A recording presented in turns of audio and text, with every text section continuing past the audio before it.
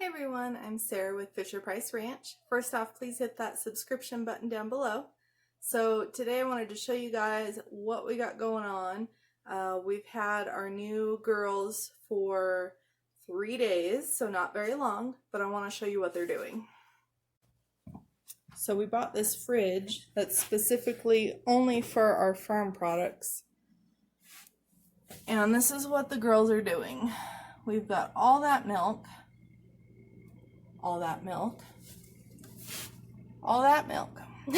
So we're overrun with milk right now, and it is time to use it.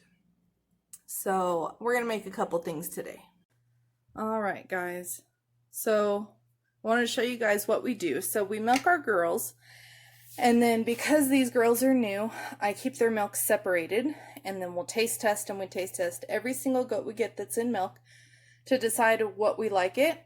Or like if we like it or if we don't. If we don't, we don't normally milk them. If we do like it, we taste which one we like best, and then we decide what we'll use that milk for. So this was one milking out of Hopscotch, and we milk our girls twice a day, so she's giving about 1.5 gallons a day. So we've let this milk sit for this evening. It'll be a total of 3 days, and when you let it sit that long, the cream will separate. So if you guys see that cream line there, she doesn't care. Doesn't have a whole lot of cream. Now, Goldie, you can see her cream line is much thicker.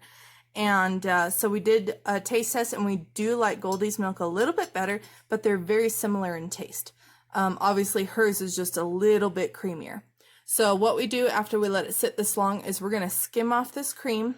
And because we skim our cream, we're not using our cream separator. I put the cream in a jar and I'll freeze it. And once I get enough frozen, then we can make butter. So let's get this skimmed off. Alright, so since Hopscotch over here doesn't have a whole lot of cream, I'll skim it off, but I'm not going to worry about getting all of it. But since Goldie has a lot of cream, we're going to try and get every bit of hers. So, the way you let the cream settle is you just don't disturb the jar for 3 days, and then you're just going to take your spoon and very slowly skim off. You can see how thick that cream is. And we're just going to put that into a jar.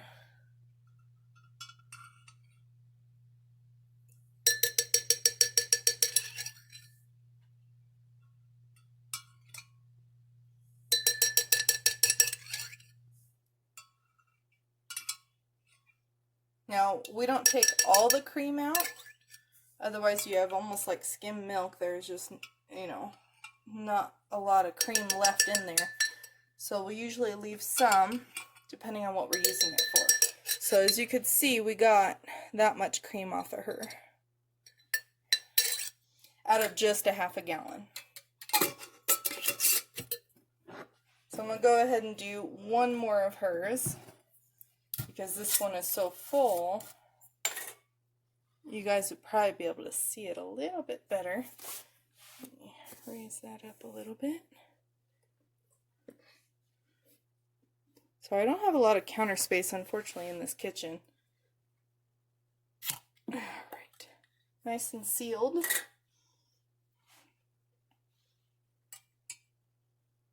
I'm going to let you guys see this.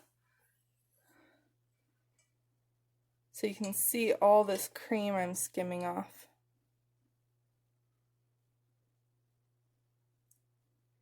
See how thick that is.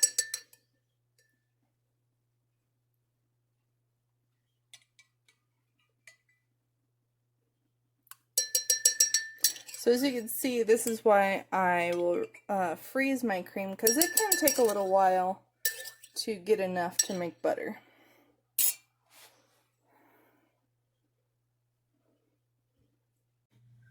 Alright, so real quickly, I was going to do Hopscotch's milk, but when I moved the cream, you can see there's just not that much. So I'm going to go ahead and leave her cream alone, and we're going to leave it in the milk. But I did these 3 jars, which is about 1.25 gallons, and we got that much cream. So that's quite a bit of cream. Let's see, that's about 5 ounces. Sorry, it's hard for you guys to see that, but it's just about almost 3/4 cup. So that's pretty good. Whoops, for just 1.25 gallons. All right, you guys, so what we're going to be doing today is we're going to make some cheese, just plain old farmer's cheese. And then while we're waiting for the milk to heat up, we are going to make ice cream. So we've got our stove over here. I've got our blender to do our ice cream, and then we've got this big pot to heat the milk, and I have my thermometer. We have to keep an eye on the temperature of the milk, and we have to stir it pretty consistently so it doesn't burn on the bottom. Now, I did order some double boilers, but they have not come in the mail yet, so the double boilers will help prevent any burning of the milk for future. Alright, so I think what we're going to do is we're going to use Goldie's milk for our cheese because it's a lot creamier. And then for Hopscotch's milk, we are going to use that for the ice cream because it'll be a little bit more skim. So even though we're adding sugar and stuff to make the ice cream, this will make it a little tiny bit less fatty. Alright, so we've got 4 half gallons, so that's 2 gallons of milk. That'll make it roughly 2 pounds of cheese. So I've measured these out at the lines, and we're going to go ahead and pour these into our pot.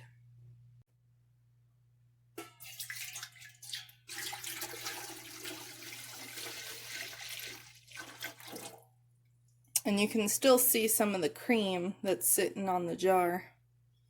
So if there's a lot, usually I'll skim it off. Like you can see how thick it is sitting right there.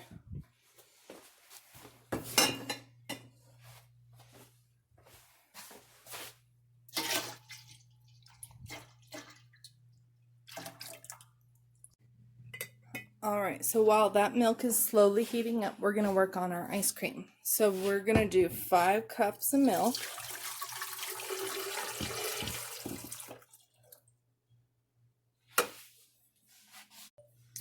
And then we need to do 4 farm fresh eggs, of course. 1, 2,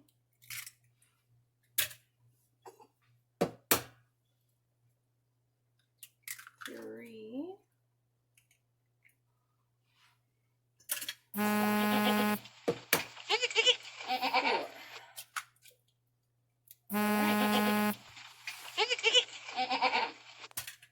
So next we have to add our sugar. 3/4 cup of sugar.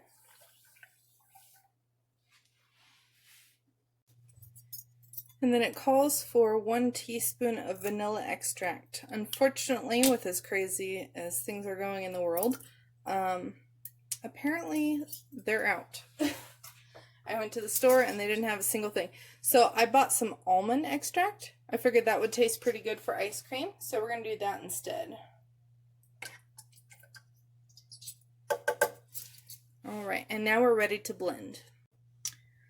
So we want to blend this up until it's nice and frothy, and then what I'm going to do is, that's ice cream right there, all we have to do is freeze it. But I'm going to add some chocolate chips in there and maybe some nuts just for a little extra flavor.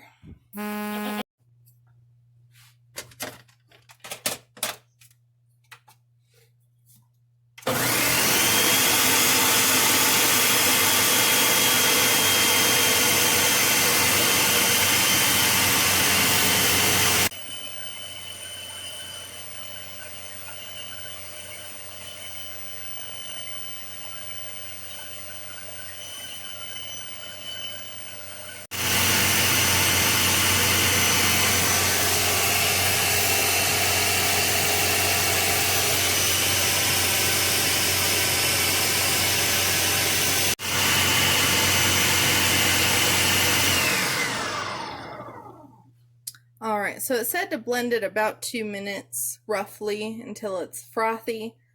So let's take a look.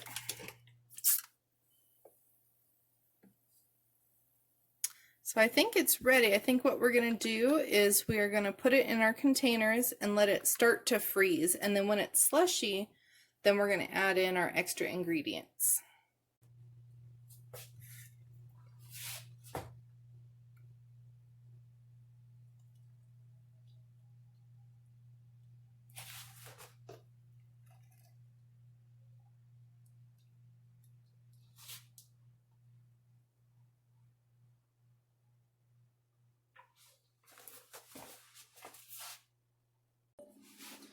Alright, so we're making sure now that the ice cream is in the freezer, we're going to let that freeze up a little bit and then we'll add our extra ingredients.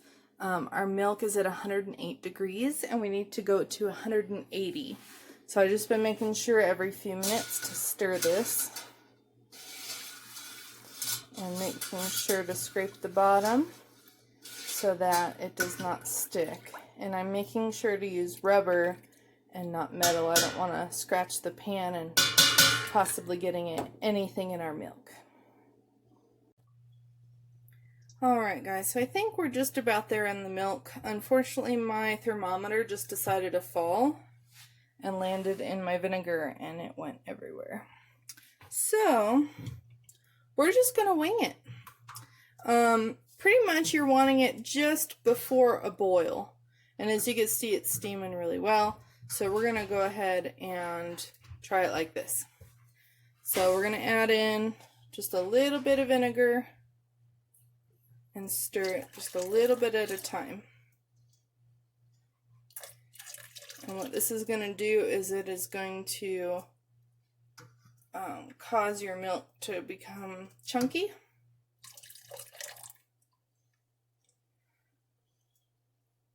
And that's going to be your cheese separating from your whey.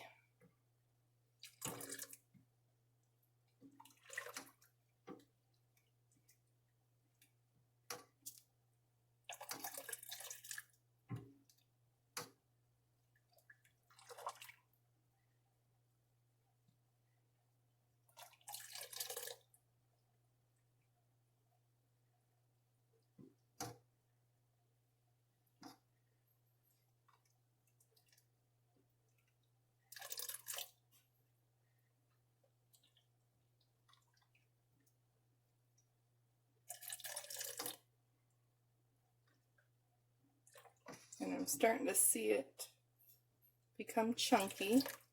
Show you guys in a minute. But you can probably see how it's starting to turn yellow and look kind of clear. That's because all the cheese is sitting at the bottom. You can probably start to see the chunks.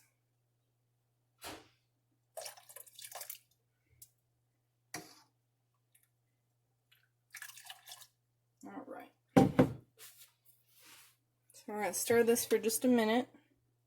You guys can probably see those chunks. And then we're going to let it sit for about 15 minutes off the heat. I think this is stirred pretty good. So we're going to turn it off the heat and let it sit. Alright you guys, so this has been sitting for about 15 to 20 minutes and we've got our cheesecloth and our strainer and then we've got a pot that's going to catch the whey. And so let's take a look at what we've got. So I've got a slotted spoon and let me be smart about this and move this closer. There we go. Less spillage. Alright, so as you can see, it looks like water up here. So all the heavy cheese is sitting at the bottom. Look at that. So what we're going to do is we're going to put all of this into our cheesecloth.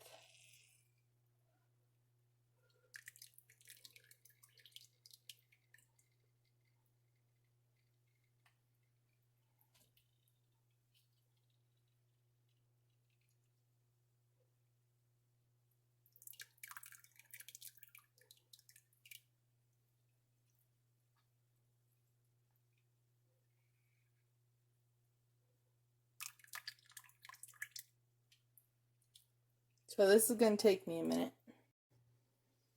Alright, so there's just a lot of whey to sift through, so what I'm doing is I'm straining it into something that I can easily pour. Now all this whey is whey protein, and I save it, and we can use it in place of water when cooking.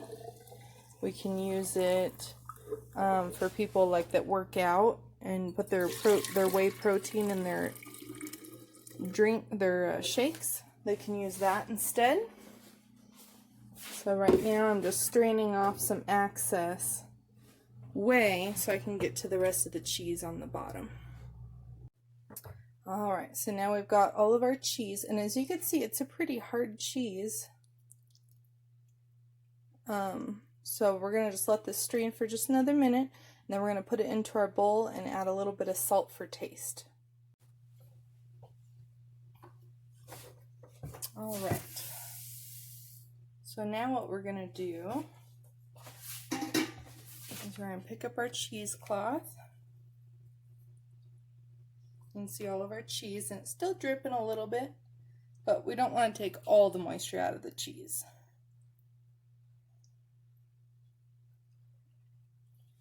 So then what I'm going to do is I'm going to flip it over and out of the cheesecloth.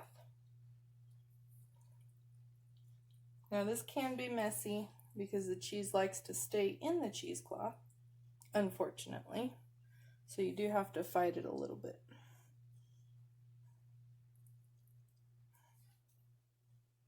So I'll usually fight the rest of the cheese over a bigger bowl. You can see how much is still in there. And we'll shake it off.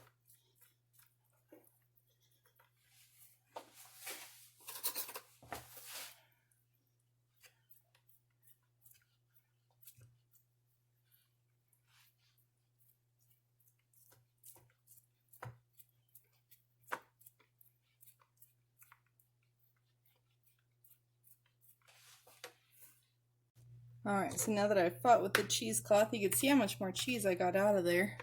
Quite a bit. So we're going to put all this in here.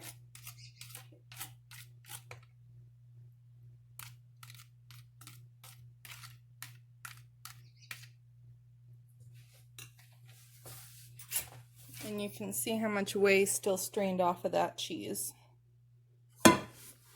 So we've got a big old bowl of cheese here. So we're going to add in a little bit of salt to taste. And then we are going to form it into either a block or a bowl. In this case, I'm just probably going to use the bowl itself, and I'll just mold it in there, let it sit overnight, and then we'll flip it over out of the bowl, and it'll be our cheese block. Then we can cut it into smaller chunks and freeze it if we need to.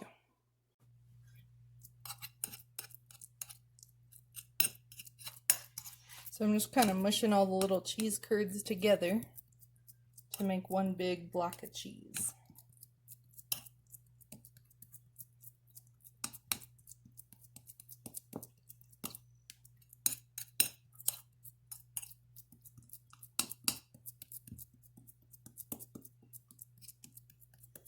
So we'll refrigerate that for a bit, and we'll come back to it and flip it out of this mold, and we'll see what it looks like.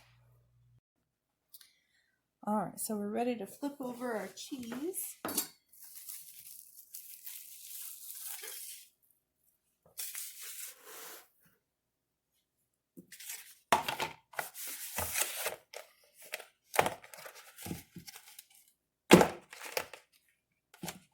Maybe. It's stuck in there.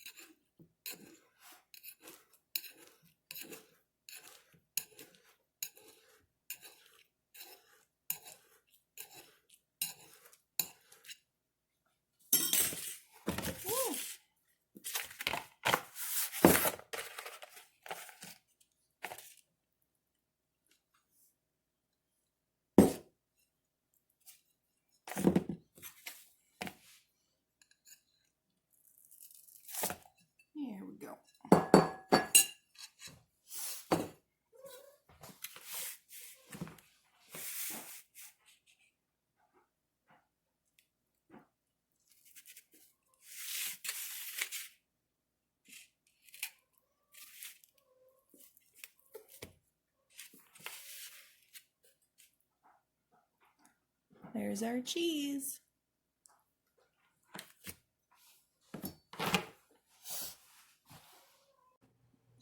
All right, so now that we finished our cheese, which turned out excellent, our ice cream is it's still kind of liquidy, but it's starting to freeze. So we're gonna go ahead and add, we're gonna leave one plain, and then we're gonna make this one chocolate chip.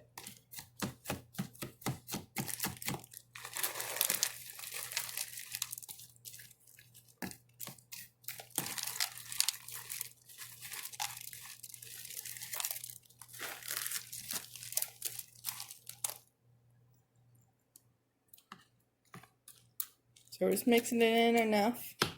And I think I might add some nuts to it as well. I'm gonna see what I've got. All right, I found some almonds. So we're gonna add some of that in here.